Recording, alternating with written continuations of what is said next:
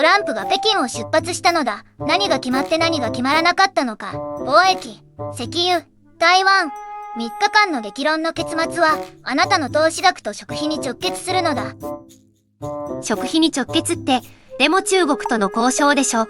日本にどう関係があるのかしら。それにトランプが台湾の話まで習近平とするわけ？いい質問なのだ。実は、訪問、日本の安定に関わる3つの岐路が隠れているのだ。貿易、エネルギー、地政学、全部がつながるのだ。まず背景なのだ。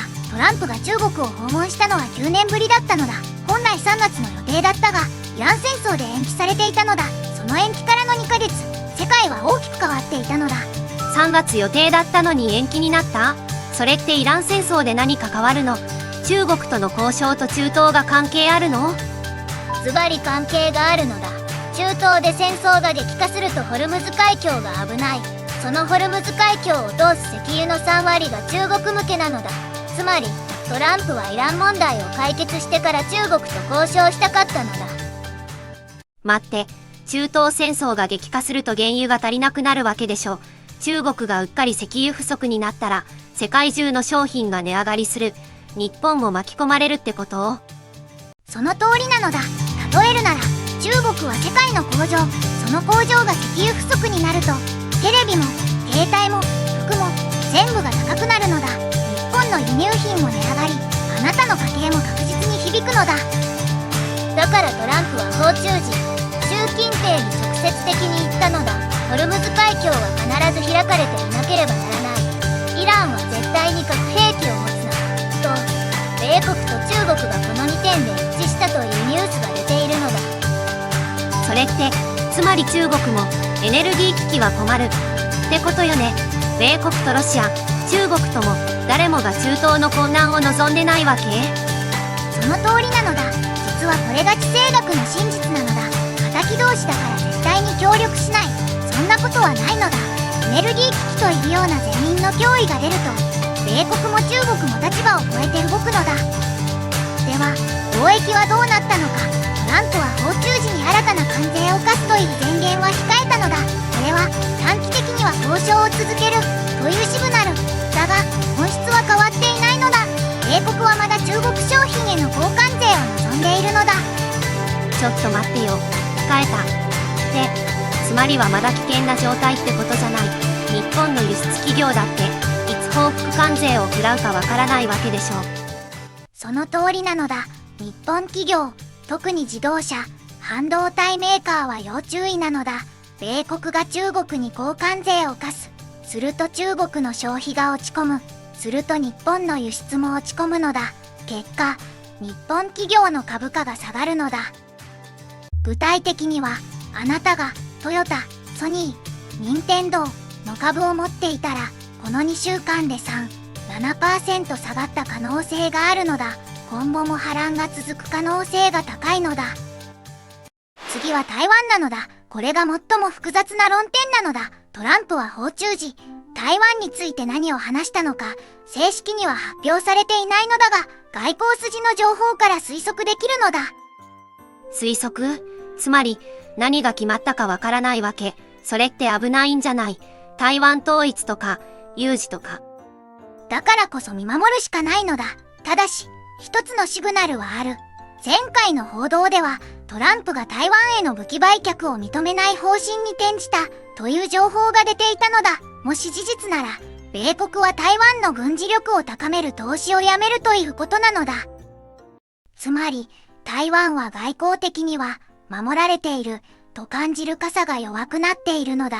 中国はこれを、統一のチャンス、と見る可能性がある。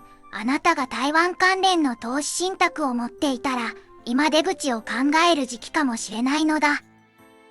食費に直結ってあなたが言ってたけど、中国が台湾に手を出したら、世界的な半導体不足が起きるんじゃない？それってスマホもパソコンも全部高くなるわけでしょ。そうなのだ。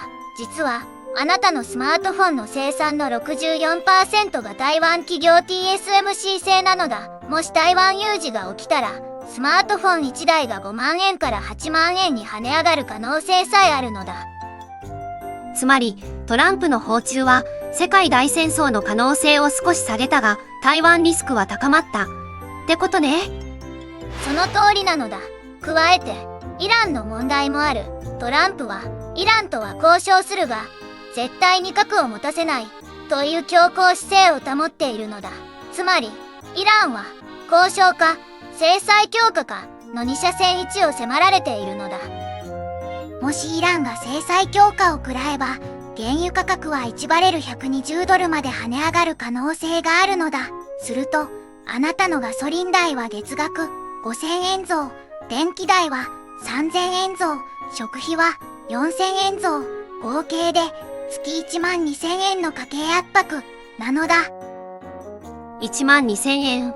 それって、昼食代の半分じゃない。給料が上がらないのに、私、どうすればいいのかしら。貯金を崩すしかないの？そこで重要なのが、今、何をすべきか、なのだ。